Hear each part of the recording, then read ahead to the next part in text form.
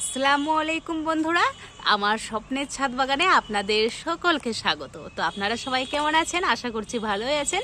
তো গাছটা দেখে সবাই বুঝতেই পেরে গেছেন যে কি গাছ। এটা হচ্ছে মালভা গাছ। তো আমি কিছুদিন আগে এই মালভা গাছটার প্রতিস্থাপন আপনাদেরকে দেখিয়েছিলাম।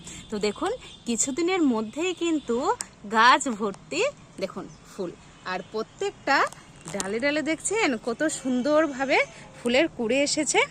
কি অসাধারণ লাগছে, তাই না?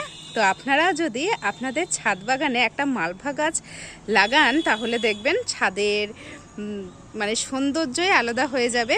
কারণ মালভা গাছে কিন্তু প্রচুর পরিমাণে ফুল দেয় বন্ধুরা, আর তেমন কষ্টও কিন্তু নেই। এই মালভা গাছ লাগানো থেকে ফুল ফোটানো অবধি কোনো কষ্ট নেই, জাস্ট একটু জল আর মাঝে মধ্যে একটু খাবার। এবার বলতে পারেন যে কি খাবার দেবো দিদি ভাই? তো কি খাবার আমি দিই সেটা আমি আপনাদেরকে অবশ্যই শেয়ার করে দিচ্ছি।